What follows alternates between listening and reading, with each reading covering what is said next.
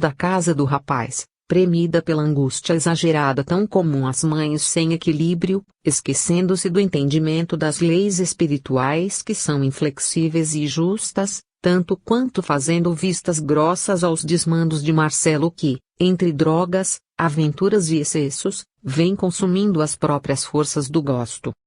Cássio deixou o corpo no leito e, indisciplinado para o dever, aceitou o convite das entidades levianas que o esperavam para a agitada festa nos ambientes inferiores, esquecendo-se de que, como médium, sua sensibilidade se verá abalada por vibrações agressivas do local onde passará a noite, quando regressar ao corpo carnal. Chegar aqui, no dia seguinte, queixando-se de dores de cabeça, indisposição e abatimentos, cobrando a ajuda dos espíritos para solucionar suas desarmonias. Geralda não consegue sair do corpo de maneira serena porque é perseguida por cobradores que a acusam de atitudes inferiores na presente existência na área da afetividade. Ao ver-se descoberta pelos agressivos algozes, antes de recorrer à prece sincera com a qual se protegeria com serenidade e firmeza, foge de volta à carne, imaginando ser o esqueleto, a única fortaleza que a salva. Moreira, pobre filho, dominado pelas sensações do sexo, não se satisfaz com a convivência íntima que a esposa lhe propicia. Com a mente impregnada de imagens erotizantes, atrai para dentro de sua própria alcova a companhia de perigosas e astutas entidades, que se alimentam de suas energias sexuais exacerbadas pela fixação mental, hipnotizando-o mais e mais com quadros excitantes, para que mantenha acesa e intensa a chama do desejo, impedindo ou dificultando que o pobre homem se desconecte dessa faixa de ideias para sintonizar conosco. E isso se torna ainda mais grave porque, fora do lar, nosso amigo mantém encontros clandestinos com prostitutas que o envolvem em emoções inferiores, viciando as suas sensibilidades espirituais e tornando-o imprestável para os mais simples serviços em nossa instituição. Pensa ele que, graças à sua discrição, ninguém lhe conhece a vida dupla que leva. E assim, os outros 33 trabalhadores que aqui seriam esperados para nos ajudar na vastíssima tarefa do bem, dotados de talentos para serem agentes da esperança na vida alheia, alegam outras preocupações como tesouros que lhes cobram a presença imediata e um elevado preço pelo tempo perdido. Para todos, tais fixações mentais parecem justificar-se como preocupações importantes e emergentes. Entretanto, à vista das verdadeiras razões, observando essas questões a partir do enfoque da vida real, não passam todas elas de puerilidade de criança, desejos voluntariosos, imaturidades emocionais que, mais cedo ou mais tarde, acabarão sendo superadas pelas decepções que delas decorrem, naturalmente. Assustados com o detalhamento casuístico dos problemas de cada um, Lorena exclamou, surpresa, mas, irmão Ribeiro, o senhor conhece assim tão bem as vidas de todos os que aqui trabalham? Sorrindo em razão da entonação usada por Lorena para a pergunta, Ribeiro tratou de acalmá-la. Bem, Lorena, a consciência tranquila pode ser um lago transparente e generoso onde as estrelas do céu noturno vêm bailar sem qualquer problema. Por isso, entre os filhos que guardam responsabilidade e sinceridade com o ideal, é muito fácil transitarmos e observarmos seus verdadeiros esforços na transformação, o que nos garante um entrosamento direto e fraterno, onde não temos segredos, não nos enganamos nem pretendemos nos iludir mutuamente. Quanto aos outros, os que carregam a consciência enodoada pelas condutas íntimas não adequadas, imaginando-se bem escondidos pelo véu da invisibilidade, também dispomos de suas fichas individuais, não a título de bisbilhotice, mas, sim, como forma de supervisionarmos os seus passos, buscando evitar quedas mais graves ou comprometedoras, como também entender os motivos que os prendem a tais tragédias morais ou necessidades específicas. Não nos alegraria descobrir este ou aquele em situação difícil que poderia ter sido evitada antes, mas que acabou sucedendo por ter-lhes faltado o nosso concurso. Assim, por muito amá-los, temos o cuidado de observar com discrição suas condutas que, aliás, vêm estampadas na própria atmosfera vibratória que possuímos e que nos denuncia com as imagens coloridas de nossos pensamentos e sentimentos, muito bem plasmados à nossa volta. No entanto, nossa tarefa está longe de ser invasiva ou de ter o intuito de esquadrinhar os mínimos detalhes de tudo o que façam. Quando acompanhamos um irmão que se dirige aos bordéis espirituais, sabemos o que ele procura e, então, não necessitamos segui-lo nas orgias em que se envolverá. Quando seguimos um irmão que procura negociatas inferiores, temos a exata medida de suas intenções reais e, assim, não precisamos nos deter nos detalhes de seus contratos indiscretos ou perniciosos. Não pensem vocês que ignoramos os momentos de intimidades, as necessidades de prazer físico a que os seus corpos estão, ainda, submetidos, nem que isso seja considerado por nós como algo inadequado. Sabemos em que mundo estamos vivendo, e nós próprios já tivemos de enfrentar todas estas formas de viver, assim como também precisaremos, mais cedo ou mais tarde, retomar o corpo físico para o prosseguimento de nossa jornada evolutiva. Então, não se preocupe imaginando que sua privacidade está devassada pelas vistas dos seus amigos espirituais. Nós respeitamos cada escolha que façam, por pior que seja ela. O mesmo, no entanto, não se pode dizer das entidades inferiores que convivem com os encarnados de maneira direta e incisiva, aceitos como hóspedes, como convidados ou como comparsas e cúmplices. Estes espíritos inferiores não só se colocam como apoiadores e estimuladores das mais vis fraquezas dos encarnados, como se justapõem a eles em todos os momentos de fruição e gozo que aceitam ter, nas diversas experiências físicas. Dizia Paulo de Tarso que éramos acompanhados por uma nuvem de testemunhas. E no caso dos invigilantes, além de testemunhas, essas entidades invisíveis são, igualmente, copartícipes, sócios na aventura, penetrando os mais íntimos departamentos da vida dos encarnados.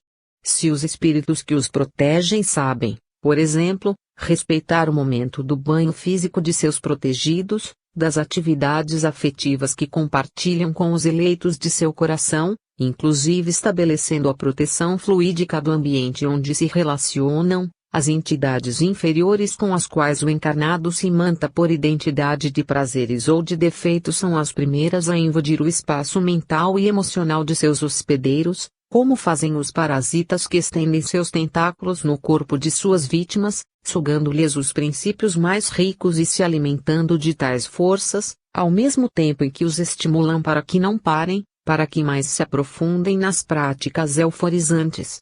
As elucidações eram muito ricas para o esclarecimento de todos, no entanto, as tarefas não podiam esperar mais tempo. A multidão dos infelizes não poderia ser relegada a segundo plano. Bem, meus queridos, não importa realçarmos a falta dos outros 38 trabalhadores. A presença dos 8 aqui e dos 16 nas outras atividades da instituição nos enche de alegria e fortalece nosso ideal de servir mais e melhor. E se há um consolo para todos é o de que, faltando muitas outras mãos, há muito mais trabalho para cada um, correspondendo, assim, na distribuição das dádivas celestes, a benefícios maiores para o servo fiel. Lembram-se da parábola dos talentos? Quando o senhor regressa de viagem e percebe que os 2 primeiros multiplicaram, mas que o último enterrou o que havia recebido, retira a moeda deste preguiçoso e a entrega ao que mais talentos possua. Esse é o sentido da expressão, ser bom e fiel. Sobre o pouco foste fiel, sobre o muito te colocarei. Entra na alegria do teu Senhor. Depois disso, passou a encaminhar cada um deles para os trabalhos específicos na vasta seara de lutas que caracterizava a instituição amorosa. Durante quase 8 horas de descanso físico, exercitaram todos eles as tarefas respectivas, inclusive o humilde servidor que comparecia ali quase que como um peixe fora da água, já que Alfredo não era detentor de nenhuma sensibilidade especial nem pertencia a qualquer equipe de atendimentos doutrinários ou energéticos da casa espírita. Era apenas o singelo funcionário da limpeza geral e zelador da segurança da casa de Deus. Mesmo assim, apesar de se pensar despossuído de maiores recursos ou possibilidades, Alfredo era, na realidade, disciplinado servidor da instituição, plenamente capacitado para exercer a enfermagem amorosa da recepção de irmãos invisíveis, com os quais conversava de maneira fraterna e natural, encaminhando uma imensidão de entidades confusas à retomada da própria lucidez. Isso porque, apresentando-se com a humildade de sempre, com a simplicidade do porteiro, era mais fácil conseguir estabelecer contato com espíritos que, sofredores ou esfarrapados, infelizes ou em desespero, aceitavam-lhe a ajuda singela sem imaginarem que, por baixo de sua aparência desimportante, jazia o diamante de valor inestimável. Alfredo, do mesmo que na terra, recebia os que chegavam com um sorriso franco e, para cada alma que tinha que atender, dedicava o melhor de sua bondade espontânea, servindo-a sem qualquer desejo de intimidar, de converter, de julgar ou censurar. Tão simples se mantinha em suas atitudes de espírito emancipado pelo sono do corpo, que ele próprio não divisava a admiração com que era observado por todos os trabalhadores do mundo invisível. Provavelmente, era ele um dos poucos que, tendo recebido 5 moedas, estava conseguindo multiplicá-las em outras 5. No entanto, as horas passavam céleres e a chegada dos primeiros raios da alvorada determinou o encerramento de ciclo de trabalhos noturnos para os corajosos servidores que, submetidos a operações magnéticas de reposição energética a cargo de outros servidores espirituais, viram retemperados suas forças e abastecidas suas almas com uma satisfação indizível, uma alegria profunda e uma sensação de leveza especial, como se privassem da alegria que Jesus poderia estar sentindo pelo pouco que cada um havia feito em favor da dor alheia. O despertar no corpo, assistido por entidades especialmente destacadas para acompanhar cada um ao regresso, foi sereno e envolto nessa atmosfera de êxtase indefinível que cada qual guardaria no coração à sua maneira, seja como um sonho muito bom, um encontro bastante estimulante, uma viagem à dimensão espiritual superior, um colóquio com um emissário sublime, a alegria de participar de uma grande festa espiritual ou de serem enfermeiros em um grande e movimentado hospital. Apesar de nenhum deles carregar ao acordar a plena e exata convicção do que lhes havia ocorrido durante a noite, todas as interpretações que dariam ao evento não deixavam de corresponder, de alguma sorte, ao que, efetivamente, haviam experimentado. 7 problemas no trabalho. Logo pela manhã, Alberto dirigiu-se para as atividades profissionais no escritório da grande empresa cujas finanças tentava controlar com o melhor de sua inteligência. A rotina era a de um dia normal, onde os problemas superavam com muita vantagem as soluções, sobretudo quando se considerava a pouca cooperação dos donos e seus filhos, que se aboletavam na estrutura como pesos inúteis, engordados pelos ganhos dos momentos de bonança e amolentados para as responsabilidades que lhes colocavam sob a dependência a uma coletividade de funcionários e famílias. Moacir e Rafael eram os 2 sócios principais, os iniciadores da empresa que, casados com Valda e Alice, 2 irmãs, pareciam compor o ideal de sociedade, mesclando a confiança da família com os interesses de ganho material próprios do negócio, combinação da qual se deveria esperar a prosperidade de todos. Moacir tinha sob sua responsabilidade a área administrativa, enquanto que Rafael cuidava dos negócios técnicos, da produção e das questões ligadas à qualidade dos produtos. Aproveitando-se das facilidades econômicas nos períodos favoráveis, a prosperidade lhes sorriu logo nos primeiros anos, trazendo-lhes a ilusão da riqueza para contaminar-lhes os cuidados e disciplinas. Com o passar do tempo, as adversidades naturais do mercado começaram a cobrar o devido preço do descuido que ambos demonstravam. Concorrência que aumentava, disputas comerciais que obrigavam a maiores descontos, diminuição da qualidade dos produtos para o barateamento dos bens e manutenção dos lucros, impostos sobre impostos, gastos com pessoal, exigências trabalhistas, tudo isso foi acumulando na estrutura de funcionamento do empreendimento. Ao mesmo tempo, embalados pelo sucesso e pela facilidade dos primeiros tempos, Moacir e Rafael inseriram na esfera de trabalho comum os seus respectivos filhos e filhas, com a justificativa aparentemente plausível de que seria bom que estivessem a par da estrutura organizacional e das rotinas para que começassem, desde cedo, a ganhar a vida através do trabalho. Se a justificativa parecia plausível, na verdade, o que menos os filhos dos donos queriam era compromisso com o trabalho. Cada um deles via na empresa a fonte de uma poupuda mesada, quantia que se paga ou se dá em cada mês, mensalidade, quantia que os pais dão periodicamente aos filhos. Dicionário Aurélio, aqui chamavam impropriamente de salário. Como eram os filhos dos proprietários, não se sentiam obrigados a produzir qualquer coisa nem se consideravam submetidos a quaisquer disciplinas de horários ou deveres, encontrando sempre na placidez de seus genitores o sorriso de tolerância com o qual tratavam os seus excessos. Os próprios funcionários categorizados da empresa se sentiam intimidados diante das privilegiadas posições que os filhos dos donos exibiam, não se animando a corrigir-lhes as posturas frouxas e inadequadas. Alberto sabia como todos eram muito suscetíveis a quaisquer críticas porque, inúmeras vezes, precisou demitir funcionários que, revestidos de razão, pretenderam defender os interesses da empresa contrariando os caprichos dos meninos, como eram conhecidos lá dentro. E, como responsável pelas contas da empresa, Alberto bem conhecia o valor exorbitante dos luxos de cada um deles, sempre trazendo para o seio do negócio a conta dos prazeres e gastos, confundindo o esforço empresarial com a imensa e irresponsável avidez por gozos diversos. Não lhes bastava o salário mensal que recebiam sem nada fazer. Da empresa saíam, ainda, pagamentos de carros novos, de viagens de aventura e diversão, de festas de aniversário, de indenização por despesas e condenações judiciais decorrentes de seus excessos, sempre com a complacente concordância de Moacir e Rafael que, para manterem uma relação familiar amistosa, não se opunham a que filhos e sobrinhos fossem aquinhoados, garantindo para todos os mesmos direitos e a expectativa das mesmas facilidades. Isso sem falar dos excessos de Valda e Alice, as duas irmãs e sócias da empresa. Acostumadas à facilidade, não diferia muito de Leda, esposa de Alberto. Na companhia dos maridos, aprenderam a desfrutar dos benefícios de uma vida sem deveres, exercitando os caprichos como se estivessem obedecendo às determinações da própria natureza.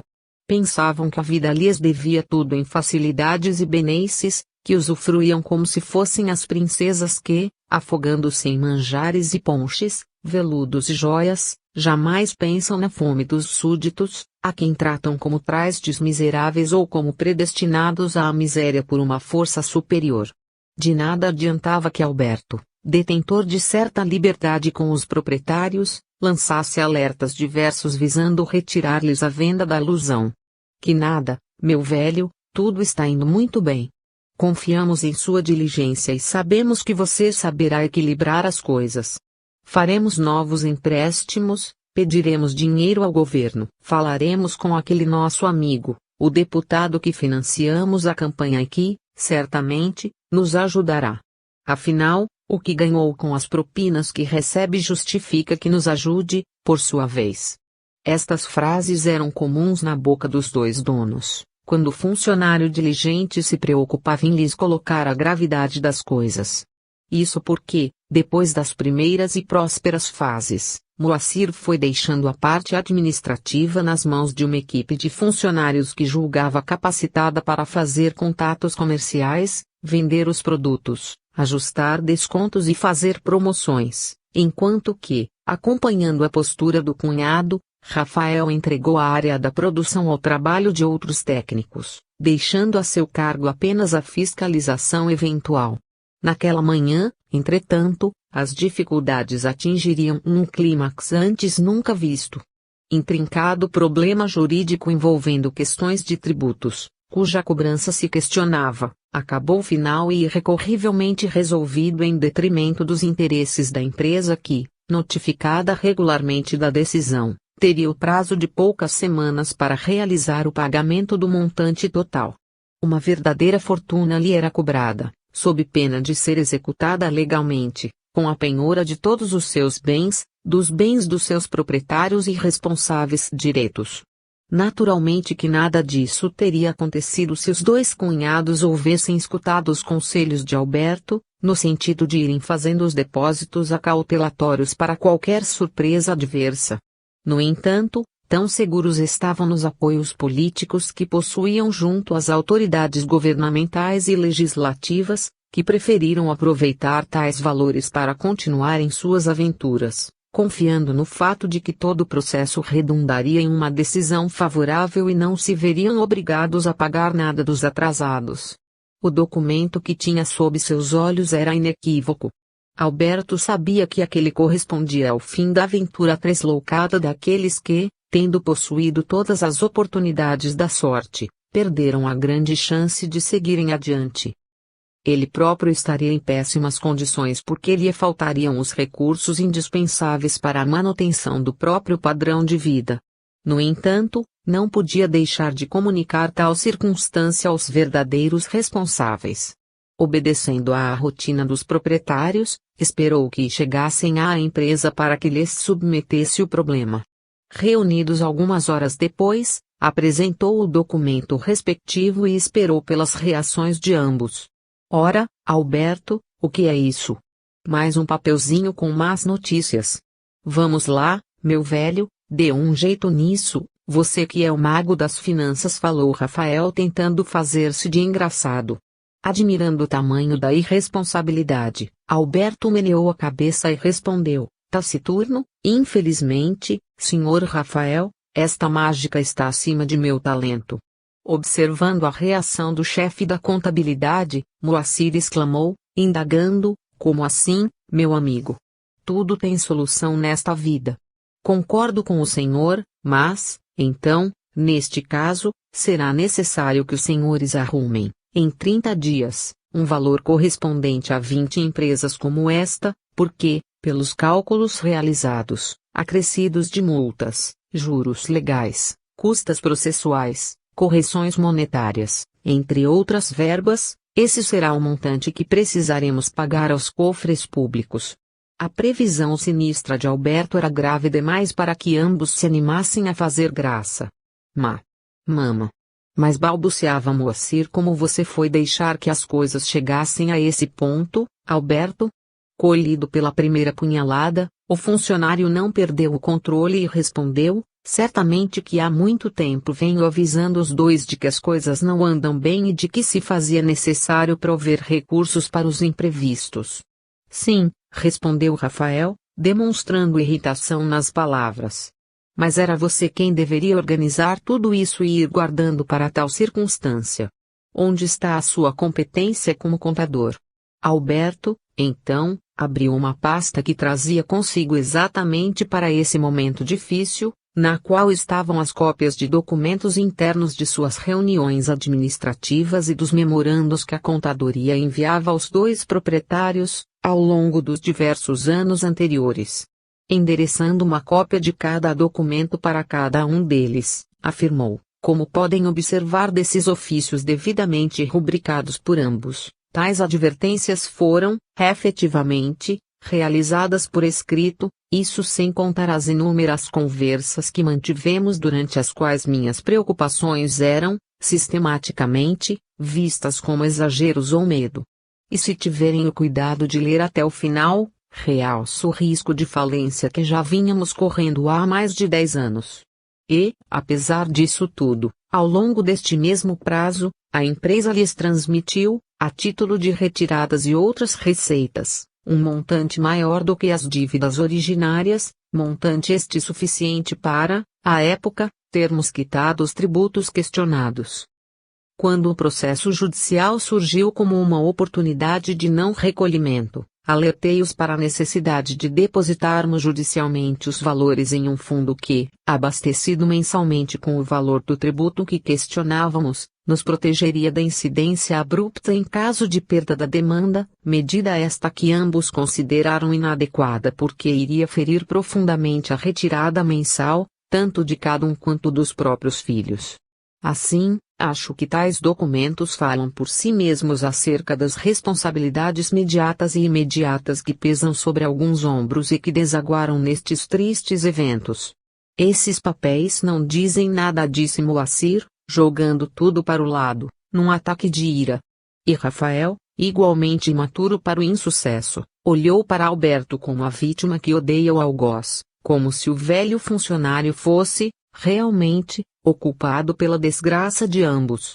Sabendo, no entanto, que Alberto era o mais categorizado funcionário da empresa e que não deveriam transformá-lo de imediato no culpado principal, uma vez que, em suas mãos, todos os documentos estavam guardados, Moacir procurou controlar-se e, desculpando-se fingidamente, acrescentou: desculpe meu destempero, Alberto. Fiquei muito desnorteado com a tal situação que, pelo que suponho, nos levará a todos para o buraco. Vendo um pouco de lucidez nas palavras do sócio, Alberto corrigiu: não, Sr. Moacir. Com todo o respeito, esse problema só vai tampar o buraco financeiro, onde já nos encontrávamos havia muito tempo tentando respirar um pouco antes de sermos enterrados. Você sabe nos dizer se temos recursos no curto prazo? Ora, senhor, temos poucos, que estão reservados para a folha de pagamento dos funcionários. Avaliando o patrimônio físico, poderemos considerar que há recursos para honrar apenas insignificante parcela da dívida principal, remanescendo-se o restante e todos os demais acréscimos. No entanto, sempre há a possibilidade de recorrerem aos amigos importantes que possuam, solicitando empréstimos. Além do mais, fiz um levantamento do patrimônio de ambos e, pelo que apurei, mesmo vendendo tudo o que possuem, ainda assim não se atingirá nem a terça parte da dívida global. Diante das peculiaridades da dívida, relembro que seus bens pessoais serão chamados a cobrir o montante dos débitos para a quitação dos compromissos da empresa. Estava me esquecendo que também pesam as dívidas previdenciárias que correspondem ao recolhimento das verbas dos funcionários, devidas por lei e que serão igualmente incorporadas ao valor principal a ser honrado preferencialmente. Tudo bem, Alberto. Pode sair que eu e Rafael temos muito que conversar. Qualquer coisa nós o chamaremos. Mas, antes de qualquer decisão, por favor, não mencione nada aos funcionários sobre nosso estado para que isso não se transforme numa bola de neve. Quem sabe a gente consiga fazer um milagre que você não se diz capaz de fazer. Que Deus os ajude. Quanto à minha discrição, podem contar com ela. Dizendo isso, Alberto deixou a sala, carregando o peito oprimido pela carga vibratória inferior que partira dos sócios irresponsáveis. Ao seu lado, entretanto, estavam Jerônimo e Adelino, reafirmando a presença amiga na hora difícil do destino. Ambos os sócios não sabiam como começar.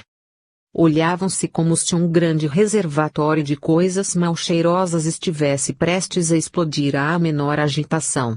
Isso porque, tanto Moacir quanto Rafael discordavam da maneira como cada um levava sua vida, confundindo as necessidades e prazeres, luxos e excessos com a própria empresa.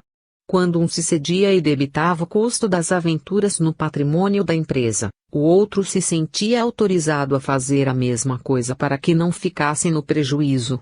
As irmãs, dentro de suas casas, eram as primeiras a pressionarem os maridos a não se permitirem ficar atrás dos excessos do outro.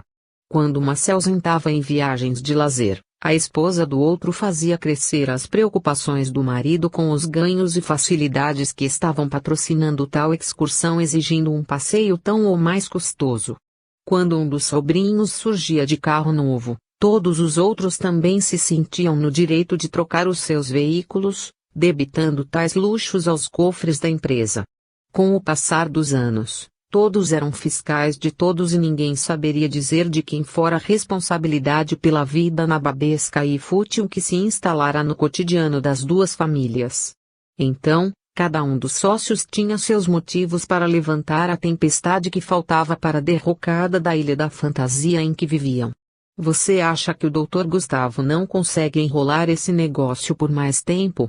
Perguntou Rafael ao cunhado arrasado, recordando-se da velha raposa jurídica que, abastecida pelos cofres da empresa, era responsável pelo setor de processos e demandas. Mas já se perdeu este processo, acha que tem competência para conseguir adiar o nosso enforcamento? Eu me recordo, falou Rafael novamente, de que ele nos alertara dizendo que dificilmente ganharíamos este processo e que tudo seria feito para